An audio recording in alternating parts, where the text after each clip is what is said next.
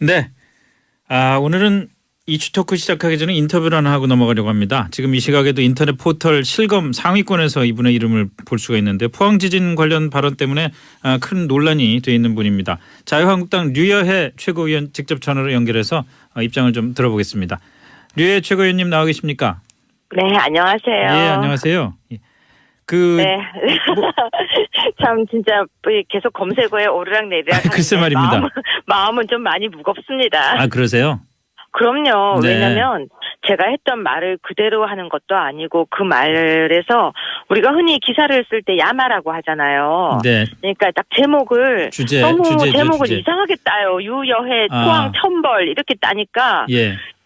보는 제 마음에도 저 지금 포항에 저희 친척들이 많이 계시거든요. 그 친척분들 굉장히 싫어하시겠네요. 네, 이번에 지금 친척들이 지금 이번에 포항에 피해를 입으셔서 고생하고 계세요. 그러니까 그분들이 너가 그렇게 말했냐, 그럴 리가 없는데라고 해서 제가 참 그거 아니다라고 이야기를 하면서도 마음이 되게 많이 아파요, 지금. 예, 자, 지금 이제 논란이 된 게 네. 이제 처음에 그 말씀하신 거하고 그다음에 이제 해명하고가 좀 일치하지가 않는다고 그래서 논란이 된 거든. 우선 말이죠. 네. 포항 지진은 문재인 정부에 대한 하늘의 준엄한 경고다. 이렇게 말씀을 하신 건 사실이죠? 아니죠. 그렇게 준엄한 경고다, 전심이다라고 하는 말들도 있다 이거죠. 라고 하는 말들도 있다까지 하신 게 사실이라는 말씀이시죠? 그럼요. 근데 이제 천벌이다 이런 얘기는 안 하셨는데 누가 댓글을 이렇게 올리니까 이제 그에 반박을 하셨는데 자 그러면은 네. 포항 지진은 문재인 정부에 대한 하늘의 준엄한 경고다. 천심이다라는 말도 있다라고 하신 것에 대해서는 번복하거나 해명하거나 사과하실 생각은 없으신 겁니까?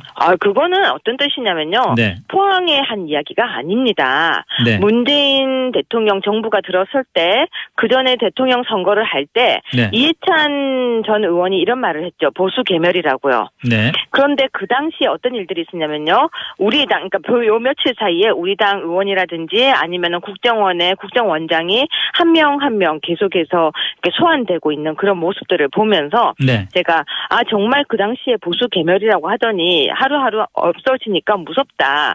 근데 문재인 정부에 대해서 많은 사람들이 격려하고 좋아하고 있지만 또 반대편 사람들은 굉장히 문재인 정부가 하고 있는 거에 대해서 우려하는 사람들도 많습니다. 네. 근데 포항에 이런 문제가 발생하니까 정말 많은 사람들이 걱정을 하면서 문재인 정부가 진짜 전심은 민심, 즉 사람의 우리 국민들의 마음속에는 문재인 정부가 잘해야 되는데 지금 이렇게 보수 개미라든지 이런 말들이 나오고 전 정권을 계속해서 하는 거에 대해서 많은 사람들이 불안해하는 이야기들이 있거든요. 네.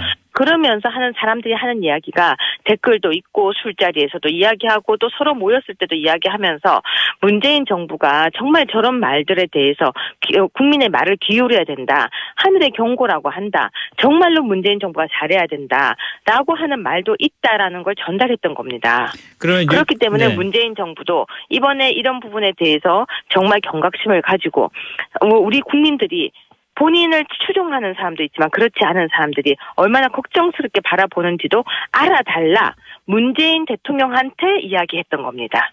그렇다면 류 최고위원께서는 본인 스스로는 포항 지진이 문재인 정부에 대한 하늘의 준엄한 경고라고 생각하지는 않으신다는 말씀이시죠? 그건 제 생각을 얘기하는 제가 만약에 정말 제가 실수를 한 게 있다면은 네. 이렇게 쓰겠죠. 만약에 더 정확하게 써야 된다면은 이렇게 쓰는 게 맞겠죠. 그런 의견들도 있는데 내가 듣기에도 좀 무리가 있지만 문재인 정부는 이런 말들을 좀 세심하게 들었으면 좋겠다. 이렇게 썼으면 더 구체적으로 설명이 됐겠지만. 글쎄요. 그러셨으면 문제가 좀 덜했을 것 같은데요. 근데 제가 이번에 그 부분은 정말 실수한 것 같아요. 근데 말이라는 게 그렇지 않습니까? 이렇게 하다 보면은 또 줄여야 하고 짧게 하다 보니까 그런 부분에서는 오해가 가게 했던 부분은 정말 제가 잘못한 거죠. 하지만 거기에 대해서 제가 천벌이라는 단어를 쓴 것도 아닌데 계속해서 기사화되고 또 저한테 이렇게 해명할 기회를 한 번도 주지 않고 예. 계속 기사를 만들고 또 만든 뒤에 오늘 아침에 어떤 목사님은 또 저를 무당이라고 네, 했더라고요. 그렇게 말씀하신 원로 목사가 계시더라고요. 네, 근데 그거는 제가 그런 말을 한 것도 아니고 제가 예언을 한 것도 아닌데 무당이라고 말을 한 건 문제가 있죠. 그래서 그 부분은 지금 바로 고소 들어갑니다. 그러세요? 네. 근데 제가 궁금한 거는 사실 이제 정치인의 말과 이런 것과 관련된 질문 좀 드리려고 그랬는데 아까도 뭐 네. 스스로 말씀을 하셨습니다마는 너무 이제 말을 짧게 정리해서 하다 보니까 진위가 좀 왜곡되고 그렇게 생각을 했다라고 말씀하셨고 그에 대해서 좀 그럼요. 반성도 한다고 그러셨으면은 처음에 문제가 생겼을 때 반응이라는 게 우선 뭐 진위가 잘못되게 내가 제대로 정확한 그 말을 하지 않은 거에 대해서 사과를 한다. 네. 그렇지만 뭐 천벌이나 이런 말은 한 적이 없다. 이런 식으로 하셨으면 훨씬 더 낫지 않았을까요? 그러게요. 제가 좀 더 능숙한 정치인이 돼야 되는데 아직 그렇게 능숙하지가 못한 거는 인정할게요. 근데 그런데다가 사실 또 그 민주당의 양양재 최고위원이 문제 제기라니까 거기에 또 이 흐흐흐 반사 뭐 이런 장난스러운 대응하시고 그런 그거는 게 장난스럽게 대한 게 아닙니다. 아, 본인의 그렇습니까? 당에서 예. 그런 장난 이야기보다는요. 전 정치인은 책임지고 무거워야 한다고 생각하는데 그렇죠. 양양재 의원께서 그렇게 앞에 나와서 이야기하고 대변인이 이야기하고 할 정도로 얘기할 건 아니라고 저는 생각합니다. 예. 사당에 대해서 이야기하면서 사퇴하라까지 이야기하는 건 그 당에서도 무겁지 못한 이야기인 거죠. 네. 저는 우리 당에서 지명직이 아니고 선거로 된 최고위원입니다. 타당의 최고위원에게 그렇게 이야기하는 것도 역시 입이 가벼운 것이죠. 알겠습니다. 그럼 앞으로 뭐 공개적으로라도 지금 말씀하신 대로 처음 그 포항 지진의 하늘에 준엄한 경고라는 취지의 말씀에 대해서 좀 사과 뭐 그 글을 올리시거나 해명을 하시거나 그럴 계획은 없으신가요? 그거는 아닙니다. 왜냐면요. 네. 지금 천벌까지 갔던 거는 언론과 그리고 댓글에서 문제가 있었던 거기 때문에 제가 왜 이 부분에 대해서 이렇게 말을 하냐면요. 네. 언론에서 천벌이라는 것을 뽑아서 했던 부분도 그거는 문제가 있습니다. 네네. 제가 지금 썼던 워딩도 잘 보시면은 제 말이 아니고 다른 사람 말들이었는데 제가 여기서 사과를 하게 되면은 어떤 문제가 생기게 되냐면요. 제가 했던 말을 전체를 제가 한 걸로 또 오해 기사가 나갈 수 있습니다. 네. 네, 그래서 제가 지금 아주 조심스럽게 지금 우리 이제 앵커님께서 질문하셔서 네. 제 생각을 이야기를 한 거지만 다른 데서는 또 기사가 왜곡돼서 나갈까봐 두려워서 말하는 게 굉장히 겁이 납니다. 지금 무슨 말씀이신지 알겠습니다. 네. 네, 네, 오늘 말씀 고맙습니다. 고맙습니다. 그래도 네. 말할 수 있는 기회 주셔서요. 예, 네. 지금까지 네. 자유한국당 류여해 최고위원이었습니다. 이준석 최고위원은 사실은 지각을 했는데 류여해 최고위원과의 인터뷰 때문에 가까스로 시간을 댔습니다. 길이 많이 막히나 보죠? 지금 차 안에 계신 분 많을 텐데요. 예. 사실 뭐 첫눈도 오고 그런 날인데 날씨 때문이고 월요일도 겹쳐서 그런지 좀 차 끌고 나오신 분이 많은 것 같네요. 아, 그런 모양이네요. 예. 아이고 참 고생했습니다. 네. 자, 우선 두 분은 류여해 최고위원 오늘 지금 인터뷰 내용 어떻게 들으셨나요? 먼저 김수민 네. 평론가 코멘트 해주시죠. 뭐 본인 뜻이 아니라 인용이었다는 취지인데요. 네네. 말을 옮길 때도 가려가면서 옮기는 게 맞죠. 예. 그리고 뭐 저는 차마 못 옮기겠는데 왜냐하면 이 피해 시민분들이 계시기 때문에 네. 예, 그분들을 희롱하는 말이 될 수 있어서 근데 뭐 다른 얘기도 있어요. 정반대의 예, 그런 정치적인 이상한 해석을 더 씌운 근데 그런 말은 옮겨도 되는 건지 네. 예, 마찬가지라는 것이죠. 그래서 이왕에 그냥 사과를 하시고 말을 할 때 악의가 있었던 건 아닌데 부주의했다. 이 정도의 사과를 하시는 게 더 깔끔하지 않을까 싶어요. 글쎄요. 저는 류여해 최고위원이 굉장히 억울하시다고 하셔가지고 저는 네. 또 그걸 곧이곧대로 받아들여가지고 저는 그 처음에 천벌이라고 하신 거는 저는 몰랐고 애초에 그런 예, 말이 예, 나온지도 몰랐고 그런 기사가 나온지도 몰랐는데 그래서 나중에 하신 해명 그러니까 이게 하늘에 준엄한 경고다라는 것을 아주 명시적으로 적어가지고 제가 공유를 했더니만은 반응이 별로 다르지 않더라고요. 그러니까 이게 사실 해명이라는 거가 먹히지 않는 상황이다라고 정리할 수 있을 것 같습니다. 해명이라는 게 먹히지 않는 상황이다. 네.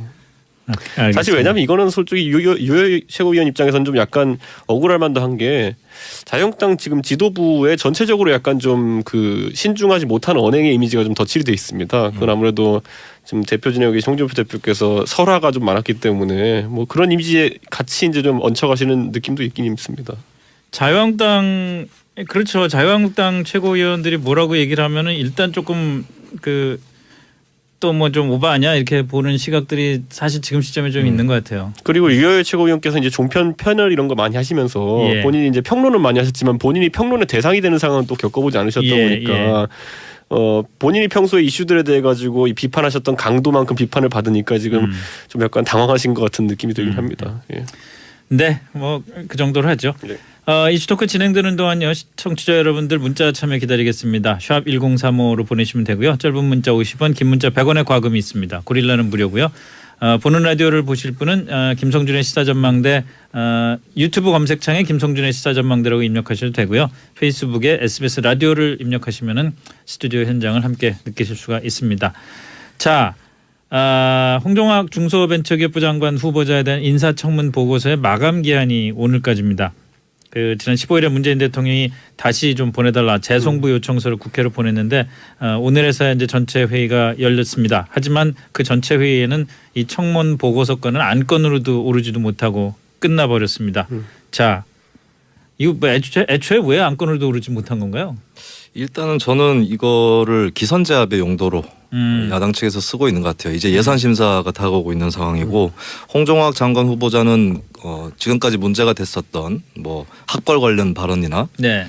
또 그 증여 쪼개기 이 부분 외에 특별히 뭐 추가로 네. 뭐 발굴된 것도 있는 것도 아니고 최근에 뭐 이슈에서 좀 잠복돼 있었던 그런 상태고 네. 국민 여론도 그렇게 나쁜 상황은 아닙니다. 근데 어쨌든 야당에서도 국회에서 처리할 수 있는 안건으로 올라온 것이고 이번 기회에 또 한번 좀 꺼리로 잡은 그런 성격이 있고 특히 캐스팅 보트를 쥐고 있다고 하는 국민의당 입장에서 네. 예, 그대로 이걸 지나치기 어려웠던 그런 상황이 있겠죠. 그리고 뭐 안건으로 특별히 더 추가로 얘기할 사유가 없기 때문에 예, 그냥 좀 비토놓고 보이콧하듯이 그렇게 처리를 하는 걸로 보여요.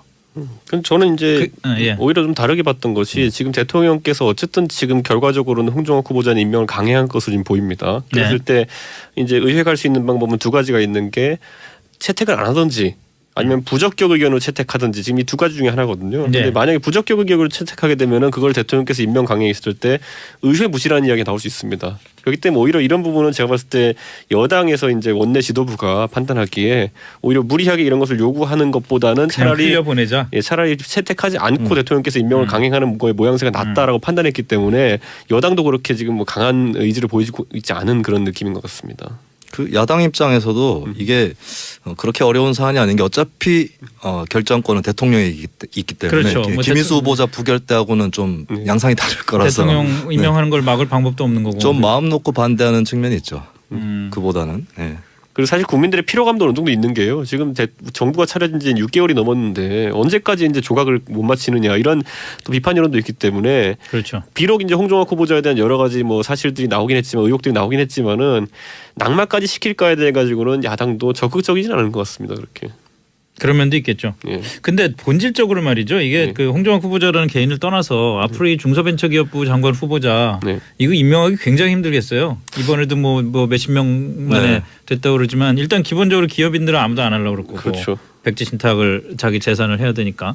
그리고 백지 신탁이라는 것도 임기 동안에 백지 신탁 해놨다가 그걸 다시 찾아가지고 그런 것도 아니잖아요. 그래서 저는 오히려 이번에 이 부처를 만들 때 너무 성급하게 만든 것이 아니냐라는 지적을 하고 싶은 게 사실 중소와 벤처를 엮은 게 언뜻 네. 보면 맞아 보이지만은 네.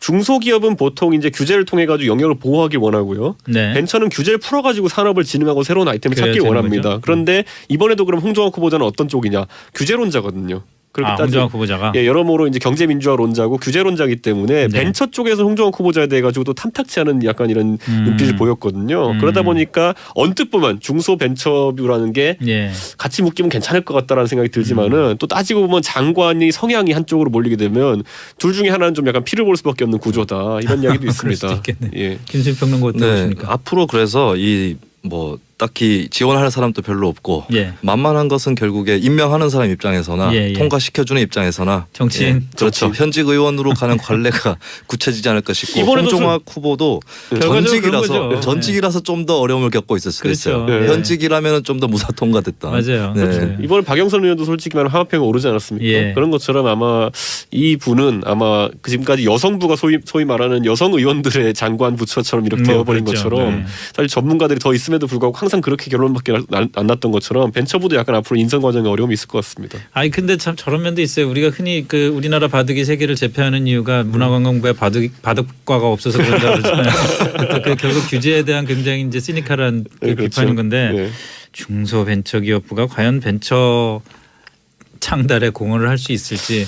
아무것도 안 하는 게 또 답일 수도 있죠. 부처가. 그러니까. 예. 그러니까. 네, 그거는 뭐 양쪽 간에 그 원리가 다르다는 것은 뭐 그리고 충분히 우리가 알수 있을 것 소된 같아요. 말로 이제 A급 장관, B급 장관 이야기하는 것이 예. 부처의 파워가 이제 예산이나 인사 그렇죠. 이런 것 때문에 다른데 항상 우리가 이야기하지만 여성 정책이 얼마나 중요합니까? 네. 그런데 여성가족부는 부처의 규모 타부처의 10분의 1도 안 되는 경우고 사실 예산도 거의 한 30분의 40분밖에 안 되는 경우이기 때문에 네. 같은 장관급이라는 건 대우만 해주는 건 실질적인 게 안 따라간다는 얘기가 있는데 중소벤처기업부 같은 경우도 지금 똑같은 지적이 따라오고 있는 게 과연 우리 소위 알고 있는 산자부의 역할과 그러면 어떻게 다르게 구분해 갈 것이냐라는 것이 또 문제가 되는 거거든요. 그렇죠. 예, 참 산자하고 겹치는 부분도 꽤 많을 텐데 진짜. 그렇죠. 자, 뭐 한번 지켜보기로 하고 뭐 두 분 다 그 대통령이 홍정화 후보자 장관 임명을 강행할 거라는 든 이견이 없는 거죠? 네, 여기서 뭐 마지막 이제 조각인데다가 네. 예, 밀리면 또 물론 야당을 앞으로 예산 전국에서 설득하는데 힘들 수도 있겠지만 네. 국민들 보기에 좀 약해 보인다. 이것도 신경이 쓰일 거예요. 그리고 그럴 수 청와대가 있겠죠. 이제 뭐 몇십 명을 인선하다가 이제 나온 인사라면은 다음 인사가 이것보다 나을 수 있겠습니까? 그렇죠. 그렇기 때문에 약간은 좀 비판적으로 보지만 그래도 임명 강행할 걸 보입니다. 알겠습니다. 자, 뭐 길지 않은 시간 남았습니다만은 국민의당 내일 끝장 토론이잖아요. 이게 참 호남 의원들하고 안철수계 의원들하고의 신경전이 내일 어떻게 폭발할지 참 모르겠다라는 생각도 들고 일부에서는 뭐 분당 수순 아니냐 이런 얘기까지 나오고 있는데 네. 저는 박지원 의원이 예. 세규합을 하는 모습을 보면서 이번에도 역시 박지원 의원이 주도한 대로 흘러가나 했는데 네. 오늘 아침에 이제 이현주 의원께서 말씀하시기를 뭐 이렇게 마음이 이미 떠나셔서 나가실 분들은 보내드려야 되지 않겠습니까라고 이제 말을 하셨는데 의외로 이제 이현주 의원이나 아니면 반대로 이제 또 박지원 의원은 상대적으로 반대쪽에 있는 분들이 이번에 꽤 강단 있게 나올 것 같다는 생각이 들어서 21일 날 있는 토론회라는 것이 상당히 좀 격렬해질 가능성이 있다. 네. 그리고 박지원 대표 같은 경우에도 의외로 이제 고전할 수 있다는 생각을 좀 하게 됩니다. 고전할 수 있다. 네.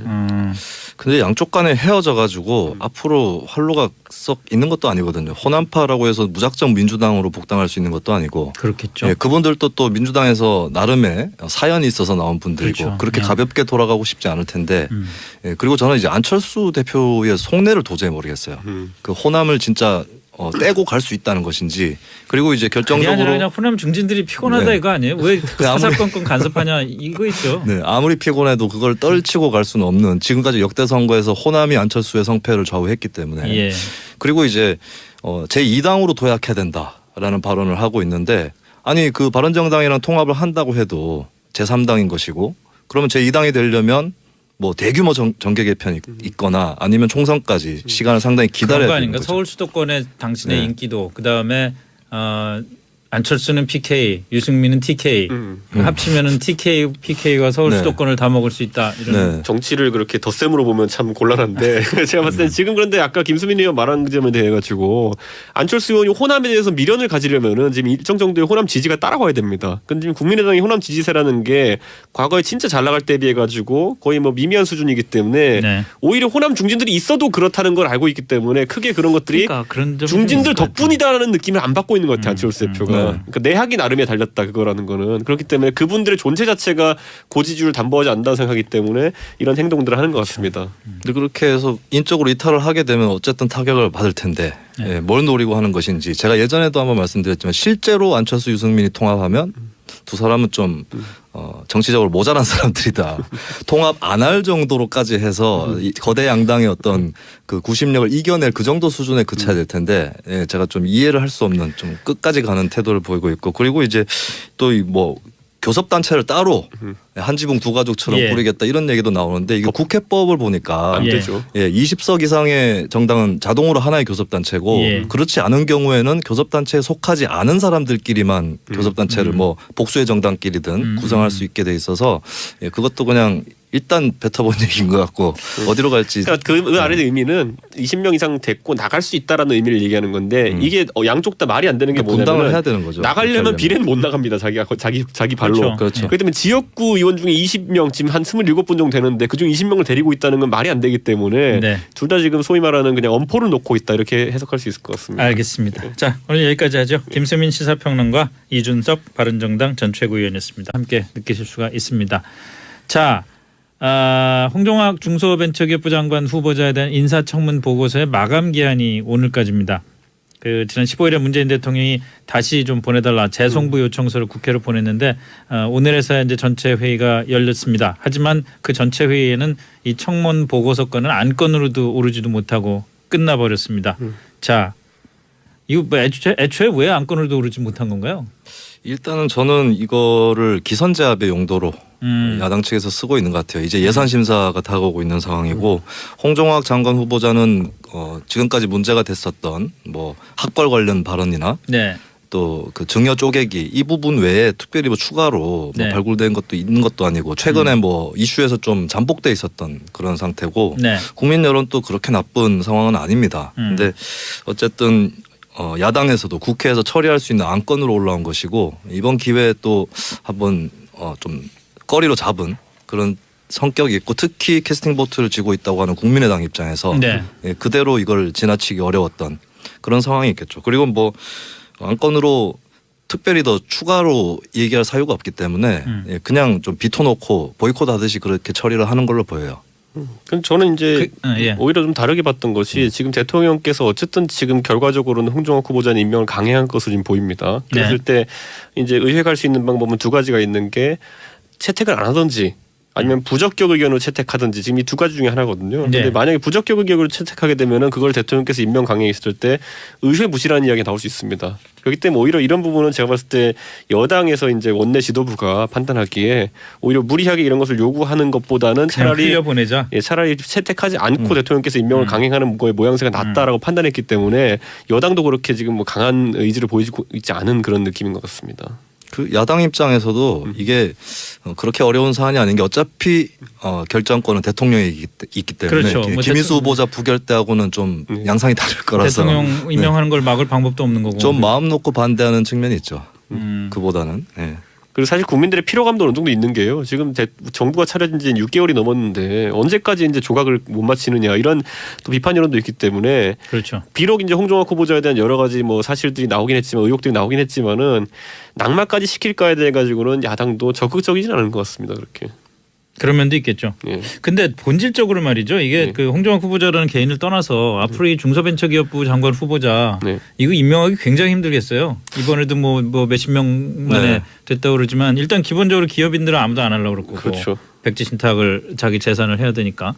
그리고 백지 신탁이라는 것도 임기 동안에 백지 신탁 해놨다가 그걸 다시 찾아가지고 그런 것도 아니잖아요. 그래서 저는 오히려 이번에 이 부처를 만들 때 너무 성급하게 만든 것이 아니냐라는 지적을 하고 싶은 게 사실 중소와 벤처를 엮은 게 언뜻 네. 보면 맞아 보이지만은 네.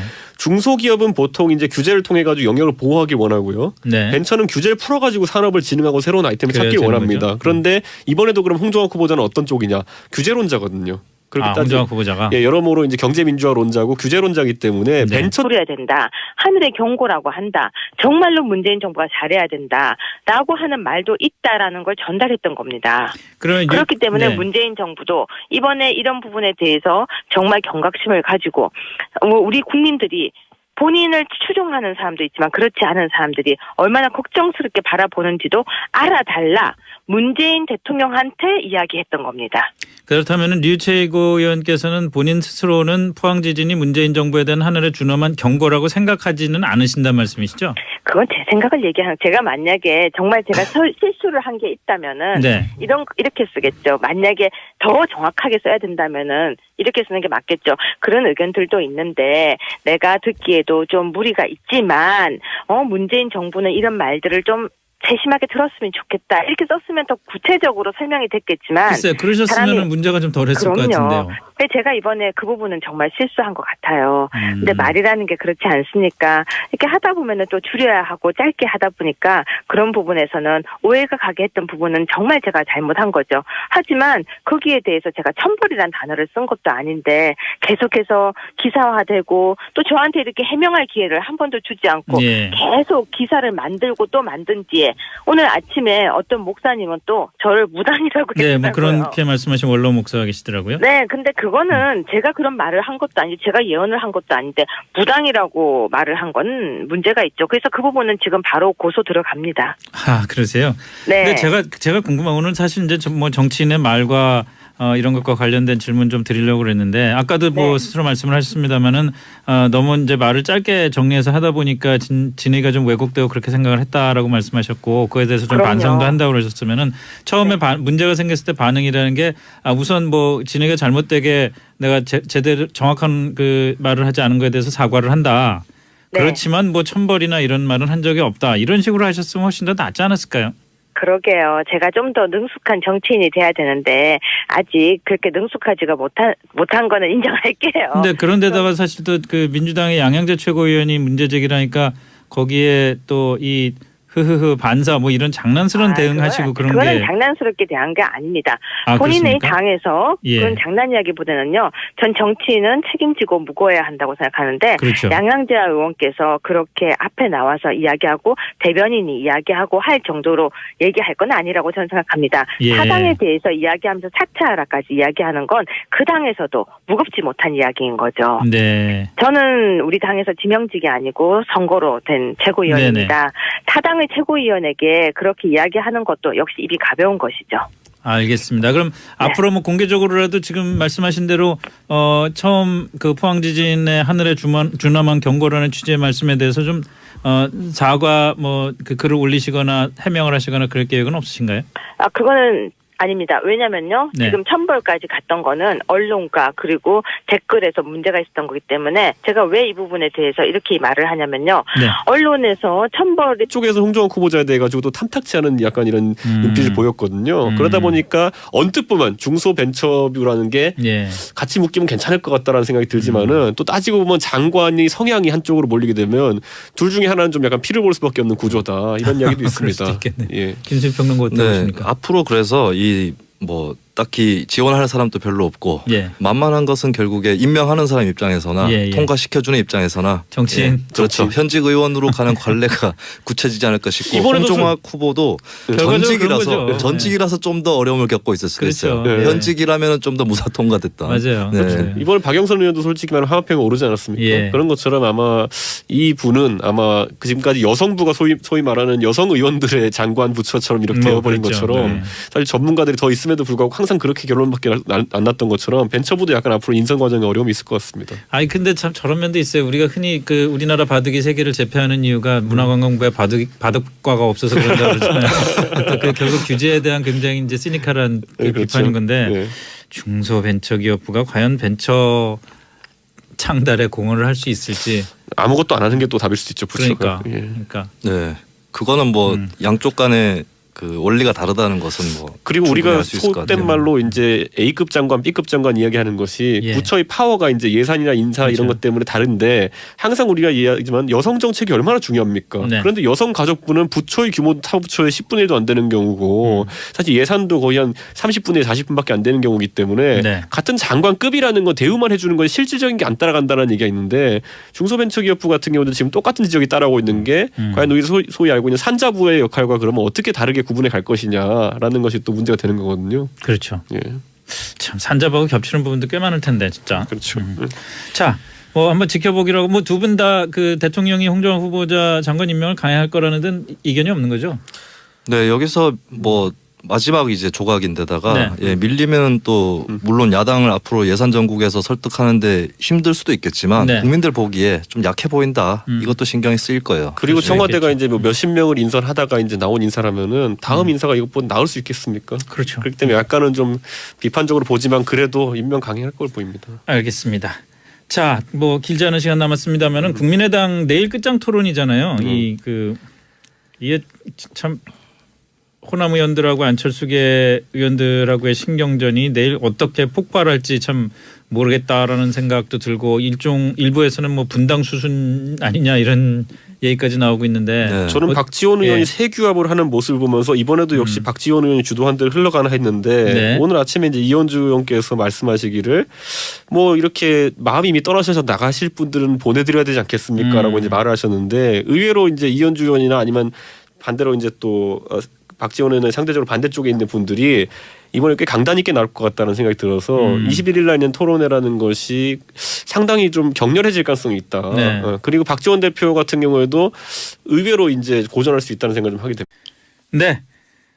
오늘은 이슈 토크 시작하기 전에 인터뷰를 하나 하고 넘어가려고 합니다. 지금 이 시각에도 인터넷 포털 실검 상위권에서 이분의 이름을 볼 수가 있는데 포항 지진 관련 발언 때문에 큰 논란이 돼 있는 분입니다. 자유한국당 류여해 최고위원 직접 전화로 연결해서 입장을 좀 들어보겠습니다. 류여해 최고위원님 나와 계십니까? 네, 안녕하세요. 예, 안녕하세요. 네. 참 진짜 계속 검색어에 오르락내리락 글쎄 말입니다. 마음은 좀 많이 무겁습니다. 아, 그러세요? 그럼요. 네. 왜냐하면 제가 했던 말을 그대로 하는 것도 아니고 그 말에서 우리가 흔히 기사를 쓸 때 야마라고 하잖아요. 네. 그러니까 딱 제목을 너무 제목을 이상하게 따요. 유여해 포항 천벌 이렇게 따니까 예. 보는 제 마음에도 저 지금 포항에 저희 친척들이 많이 계시거든요. 그 친척분들 굉장히 싫어하시겠네요. 네, 이번에 지금 친척들이 지금 이번에 포항에 피해를 입으셔서 고생하고 계세요. 그러니까 그분들이 너가 그렇게 말했냐, 그럴 리가 없는데라고 해서 제가 참 그거 아니다라고 이야기를 하면서도 마음이 되게 많이 아파요, 지금. 예, 자 지금 이제 논란이 된 게 네. 그 이제 처음에 그 말씀하신 거하고 그다음에 이제 해명하고가 좀 그 일치하지가 않는다고 그래서 논란이 된 거든. 우선 말이죠. 네. 포항 지진은 문재인 정부에 대한 하늘의 준엄한 경고다. 이렇게 말씀을 하신 건 사실이죠? 아니죠. 그렇게 준엄한 경고다, 전심이다라고 하는 말들도 있다 이거죠. 라고 하는 말들도 이따까지 하신 게 사실이라는 말씀이시죠? 그럼요. 근데 이제 뭐 저 천벌이다 이런 얘기는 안 하셨는데 누가 댓글 이렇게 올리니까 이제 그에 반박을 하셨는데 자 그러면은 네. 포항 지진은 문재인 정부에 대한 하늘의 준엄한 경고다. 그 천심이다라는 말도 있다라고 하신 것에 대해서는 번복하거나 해명하거나 사과하실 생각은 없으신 겁니까?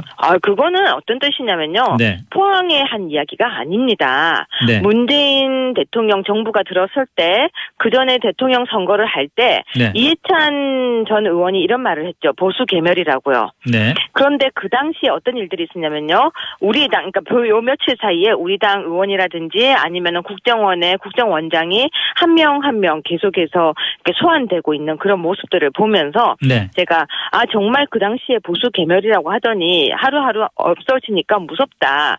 근데 문재인 정부에 대해서 많은 사람들이 격려하고 좋아하고 있지만 또 반대편 사람들은 굉장히 문재인 정부가 하고 있는 거에 대해서 우려하는 사람들도 많습니다. 네. 근데 포항에 이런 문제가 발생하니까 정말 많은 사람들이 걱정을 하면서 문재인 정부가 진짜 전심은 민심, 즉 사람의 우리 국민들의 마음속에는 문재인 정부가 잘해야 되는데 지금 이렇게 보수 개미라든지 이런 말들이 나오고 전 정권을 계속해서 하는 거에 대해서 많은 사람들이 불안해하는 이야기들이 있거든요. 네. 그러면서 하는 사람들이 하는 이야기가 댓글도 있고 술자리에서도 이야기하고 또 서로 모였을 때도 이야기하면서 문재인 정부가 정말 저런 말들에 대해서 국민의 말을 기울이라는 것을 뽑아서 했던 부분도 그거는 문제가 있습니다. 네네. 제가 지금 썼던 워딩도 잘 보시면은 제 말이 아니고 다른 사람 말들이었는데 제가 여기서 사과를 하게 되면은 어떤 문제가 생기게 되냐면요. 제가 했던 말을 전체를 제가 한 걸로 또 오해 기사가 나갈 수 있습니다. 네. 네, 그래서 제가 지금 아주 조심스럽게 지금 우리 이제 앵커님께서 질문하셔서 네. 제 생각을 이야기를 한 거지만 다른 데서는 또 기사가 왜곡돼서 나갈까봐 두려워서 말하는 게 굉장히 겁이 납니다. 지금은. 무슨 말씀이신지 알겠습니다. 네. 네. 네, 오늘 말씀 고맙습니다. 고맙습니다. 그래도 네. 말할 수 있는 기회 주셔서요. 예. 네. 지금까지 네. 자유한국당 류여해 최고위원이었습니다. 이준석 최고위원은 사실은 지각을 했는데 류여해 최고위원과의 인터뷰 때문에 가까스로 시간을 댔습니다. 길이 많이 막히나 보죠? 지금 차 안에 계신 분 많을 텐데요. 예. 사실 뭐 첫눈도 오고 그런 날인데 날씨 때문이고 월요일도 겹쳐서 그런지 좀 차 끌고 나오신 분이 많은 것 같네요. 그런 모양이네요. 예. 아이고 참 고생했습니다. 네. 자, 우선 두 분은 류여해 최고위원 오늘 지금 인터뷰 내용 어떻게 들으셨나요? 먼저 김수민 평론가 코멘트 해주시죠. 뭐 본인 뜻이 아니라 인용이었다는 취지인데요. 네네. 말을 옮길 때도 가려가면서 옮기는 게 맞죠. 예. 그리고 뭐 저는 차마 못 옮기겠는데 왜냐하면 이 피해 시민분들이 계시기 때문에 네. 예, 그분들을 희롱하는 말이 될 수 있어서 근데 뭐 다른 얘기도 있어요. 정반대의 예, 그런 정치적인 이상한 해석을 더 쉬운 근데 그런 말은 옮겨도 되는 건지 네. 예, 마찬가지라는 것이죠. 그래서 이왕에 그냥 사과를 하시고 말을 할 때 악의가 있었던 건 아닌데 부주의했다.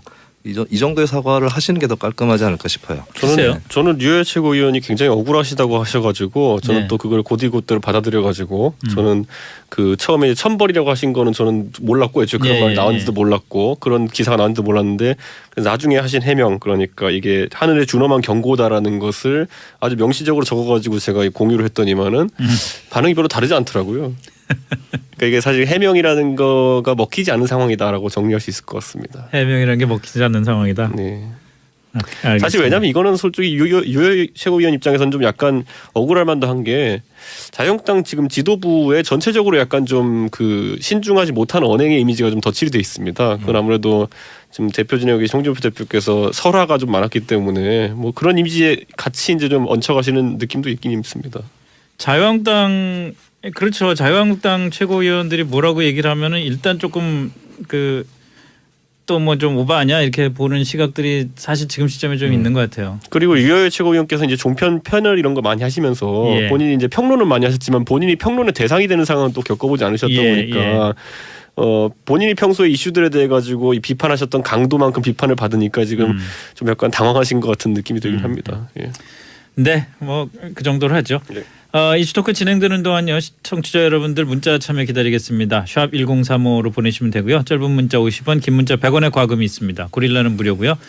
보는 라디오를 보실 분은 김성준의 시사전망대 유튜브 검색창에 김성준의 시사전망대라고 입력하셔도 되고요. 페이스북에 SBS 라디오를 입력하시면은 스튜디오 현장을